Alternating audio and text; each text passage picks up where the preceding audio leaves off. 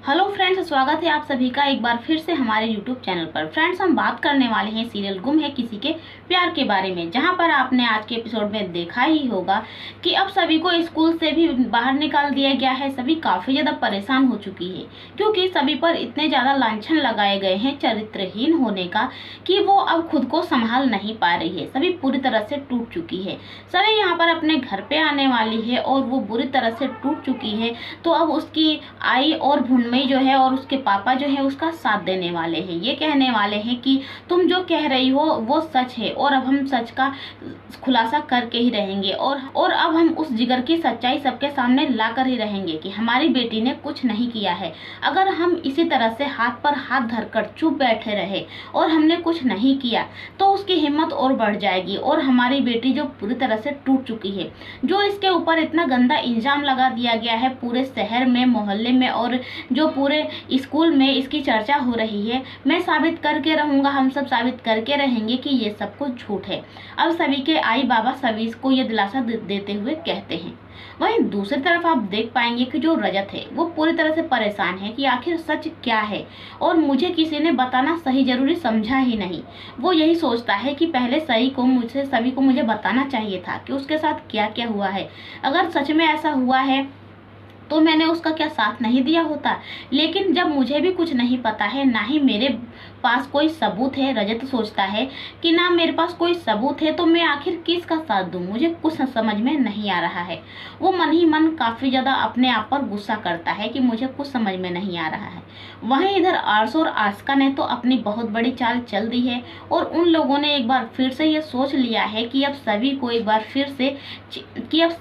बार फिर से छीनने का मौका मिल गया है रजत से। इसीलिए यहाँ पर जो अर्श है वो क्या रजत को ये कहने वाला है कि देख, तू एक चरित्रहीन औरत को सभी की माँ बनाकर लाया था जो मेरी बेटी है और मैं ऐसा कभी नहीं होने दूंगा। मैं तुझसे अब तेरी बेटी छीन कर ही रहूंगा। लेकिन यहाँ पर रजत कहता है कि तू तू मेरा कुछ भी नहीं उखाड़ पाएगा और तू जानता है ना कि मेरा गुस्सा कैसा है। अब देख मैं तुझे कैसे सबक सिखाता हूँ। तूने मेरी बेटी को छीनने की बात की है ना, तो मुझसे मेरी बेटी कभी नहीं छीन पाएगा। यहाँ पर अब जो अर्श और आशिका है उन्होंने भी सोच लिया है कि अब हम कुछ ऐसा करने वाले हैं। उन्होंने भी सोच लिया है कि अब हम कुछ ऐसा करेंगे जिससे कि जो सही है वो हमारे पास आ जाए और रजत पूरी तरह से टूट जाए। क्योंकि यहाँ पर जो अर्श और आस्का है उन्हें कुछ नहीं चाहिए, उन्हें तो केवल रजत को परेशान करने का मौका चाहिए। इसीलिए उन्हें परेशान करने का मौका तो मिल ही गया है। वहीं इधर आपको बता दें कि जो सही है वो पूरी तरह से टूट चुकी है कि आखिर उसकी मम्मा उसके साथ क्यों नहीं है। उसकी मम्मा को उसके स्कूल से भी निकाल दिया गया। सब लोग उसे गंदा कह रहे थे उसकी मम्मा को। उसकी मम्मा तो बहुत ज़्यादा अच्छी है। वो मन ही मन ये सोचकर उसकी तबीयत काफ़ी ज़्यादा बिगड़ चुकी होती है। यहाँ पर सही जो है वो बहुत ज़्यादा मतलब कि अपनी मम्मी को याद कर रही होती है, रो रही होती है। लेकिन कोई भी कहता है कि सही भी इस घर में नहीं आएगी और सभी सही से नहीं मिलेगी, इसीलिए उसे मिलने नहीं दिया जाता है। सभी यहाँ पर मिलने के लिए भी जाती है सभी से, लेकिन उसे धक्के मारकर फिर से घर से बाहर निकाल देते हैं और सही से नहीं मिलने दिया जाता है। सही की तबीयत बहुत ज़्यादा खराब होती है। फिर भी यहाँ पर जो रजत है वो चुपचाप खड़ा हुआ सब कुछ तमाशा देख रहा होता है क्योंकि उसके पास कोई सबूत ही नहीं है। उसे मतलब उसका दिमाग खराब हो गया है। उसे समझ में नहीं आ रहा है कि आखिर मैं किसका साथ दूँ। और वैसे भी सही बात है, जब उसे कुछ पता ही नहीं है तो वो साथ किसका दे। इसीलिए अब वो चुप है। लेकिन आपको बता दूं फ्रेंड्स कि रजत ही है जो सभी को इस मुश्किल से बाहर निकालने वाला है। लेकिन कैसे, ये मैं आपको आगे बताती हूँ। वहीं आप यहाँ पर ये देख पाएंगे कि जो अर्श और आस्का है अब उन्हें मौका तो मिल ही गया है। वो अब जाने वाले हैं कोर्ट में और कोर्ट में ये साबित करने की कोशिश करने वाले हैं कि जो सभी है वो एक अच्छी माँ नहीं है, वो बहुत ही गंदी माँ है, चरित्रहीन माँ है। और इस मौके का फायदा उठाकर वो सोच रहे हैं कि अब वो सही को छीन लेंगे रजत से। लेकिन उन सबकी ये चाल बिल्कुल भी बेकार जाने वाली है जी। क्योंकि यहाँ पर जो जज साहिबा है वो जब ये सब कुछ बात सुनती है तो वो कहती हैं कि सही तो ऐसी नहीं है, लेकिन चलो हम फिर इस पर एक बार फिर से इन्वेस्टिगेशन करते हैं। उसके बाद से अब वो पहुंचने वाली हैं जहां पर सभी रहती है।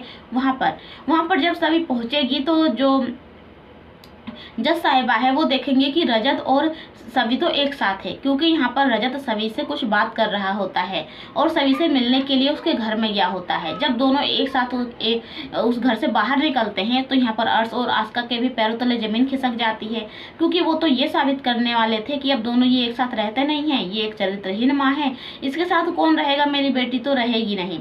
और यहाँ पर जो सवी है वो जब जज साहिबा को देखती है तो पूछती है कि आप यहाँ पर कोई बात है क्या। तब वो कहती है कि हाँ मैं यहाँ पर कुछ अपने काम से आई थी, मतलब कि वो झूठ बोल देती हैं क्योंकि वो तो इन्वेस्टिगेशन करने के लिए आई थी। उसके बाद से वो अर्श और आस्का उन्हें कहते हैं कि आप यहाँ पर किसी से भी पूछ लीजिए, इन सब के बारे में आपको पता चल जाएगा कि इसके ऊपर कौन सा इल्ज़ाम लगा है। ये एक दिन जेल में रह कर आई है और इस मतलब इन दोनों के बीच ऐसा कुछ भी नहीं है। लेकिन यहाँ पर जब जज साहिबा पूरे फ्लैट में नीचे जो भी है पता लगाती हैं तो सब लोग कहते हैं कि ये दोनों तो बहुत ही अच्छे कपल है और ये अपनी बेटी का बहुत ज़्यादा ख्याल रखते हैं। दोनों का नेचर भी बहुत ज़्यादा अच्छा है, दोनों मतलब कि एक साथ हमेशा ही रहते हैं, हमेशा ही नवरात्रि पूजा हो या कोई भी हो, मतलब हमने तो इन्हें साथ देखा है और हमें इसके बारे में कुछ पता नहीं है कि क्या हुआ है क्या नहीं हुआ है। और जेल जाने की बात हो गई तो उस पर झूठा इल्ज़ाम भी तो लग सकता है। आप उसके बारे में भी वो प्रूफ तो नहीं हुआ है ना कि वो सही बोल रही है, कि मतलब वो अभी प्रूफ तो नहीं हुआ है ना कि ये बात सच है। तो अब जज साहिबा भी कहती हैं कि हाँ ये बात तो बिल्कुल सही है। और यहाँ पर जब जज साहिबा सबसे ये पूछ लेती हैं, उन्हें पता चल जाता है तो वो अर्श और आस्का को ही डांटती हैं कि तुम दोनों मेरा टाइम खराब करते रहते हो, तुम दोनों को कुछ काम नहीं है क्या। जब देखो जब रजत के पीछे ही पड़े रहते हो, उसकी पत्नी के पीछे पड़े रहते हो, सभी के पीछे पड़े रहते हो। तो तुम दोनों अगर फिर से आइंदा मुझे परेशान करने की कोशिश की तो फिर मैं तुम लोगों के खिलाफ बहुत ही सख्त कदम उठाने वाली हूँ। यहाँ पर जज साहिबा अर्श और आस्का को धमकी देकर तो चली जाती हैं। अब यहाँ पर अर्श और आस्का का ये प्लान तो फेल हो जाता है। वो सोचते हैं कि सभी को हम किसी भी तरह से पाना चाहते थे सही को, तो हम किस तरह से पाएंगे। अब वो सोचते हैं कि अब हम अगली चाल चलेंगे। लेकिन यहाँ पर आपको बता दूं कि जो अब रजत है, रजत इन दोनों को खरी खोटी सुनाकर यहाँ से तो भगाने वाला है कि जो हमारे बीच है वो अभी साबित नहीं हुआ है। तुम दोनों मौके का फायदा उठाने की कोशिश मत करो और मैं जानता हूँ कि तुम दोनों कितने घटिया हो। और वो आस्का से कहता है कि सही चाहे कैसे भी हो, कोई भी उस पर इल्जाम क्यों ना लगा हो, लेकिन तुमसे घटिया तो वो कभी नहीं हो सकती जैसा तुमने किया है। तुम्हारे जैसे नहीं है वो, मैं उसे अच्छी तरह से जानता हूँ। और हाँ, जो उसके ऊपर इल्जाम लगा रही हो ना तुम बार बार चरित्रहीन होने का, तो अभी ये साबित नहीं हुआ है। और तुम क्या हो, तुम पहले अपने बारे में सोचो कि तुम बिना शादीशुदा के एक मर्द के साथ रहती हो। तुम अपने शादीशुदा जीवन को किस तरह से नष्ट करके अपने छोटे छोटे बच्चे को छोड़कर चली गई। तो वो क्या था, सबसे गंदी औरत तो तुम हो। मतलब उसे खूब खरी खोटी सुनाने वाला है, उसे पुरानी बातें याद दिलाने वाला है और उसको और आस्का को उसकी औकात दिखाने वाला है रजत कि आखिर तुम बताओ तुम कैसी हो। तुम्हें दूसरे पर उंगली उठाते हुए तो बहुत ज्यादा अच्छा लग रहा है, लेकिन जो अभी साबित नहीं हुआ है, और तुम तो ऐसी हो फिर भी तुम दूसरे पर उंगली उठा रही हो। आखिर तुम ऐसा हो कर कैसे सकती हो। आस्का की तो यहाँ पर बोलती बंद हो जाएगी, आंखों में आंसू आने लगेंगे कि अरे ये तो मतलब कि इतना कड़वा बोल रहा है लेकिन सच बोल रहा है।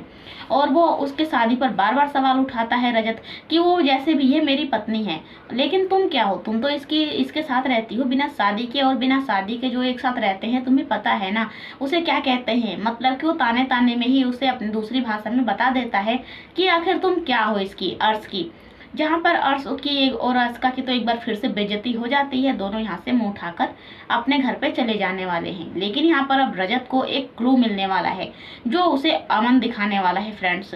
और क्योंकि अमन को जब इस बात का पता चला है तो अमन तो पूरे सोच लिया है कि नहीं मेरी भाभी ऐसी नहीं है। वो अपनी भाभी को मतलब कि सभी को बहुत ज़्यादा मानता है, बहुत ज़्यादा उसके ऊपर विश्वास करता है। और वो सोचता है कि नहीं सभी भाभी ऐसा नहीं कर सकती हैं और मैं पता लगा कर रहूँगा। और रजत को भी कहता है कि देख सभी भाभी ऐसा नहीं कर सकती, तुझे विश्वास करना होगा और तुझे पहले दोनों के बारे में पता लगाना होगा। और सबसे पहले तो जिगर के बारे में पता लगा, क्योंकि जिगर के बारे में हम सब कुछ नहीं जानते हैं। यहाँ पर जो तारा है वो गई थी वहाँ पर शादी करके आ गई, और जिगर कैसा है कैसा नहीं है हमें क्या पता। तो पहले हम जिगर के बारे में पता लगाते हैं, उसके बाद से अब यहाँ पर दोनों मिलकर जिगर के बारे में पता लगाने वाले हैं। और फ्रेंड्स अब आने वाला एपिसोड और भी धमाकेदार होने वाला है, तो सब कुछ जानने के लिए हमारे चैनल को सब्सक्राइब करना बिल्कुल ना भूलें। तो फ्रेंड्स अब मिलते हैं नेक्स्ट वीडियो में, तब तक के लिए बाय बाय।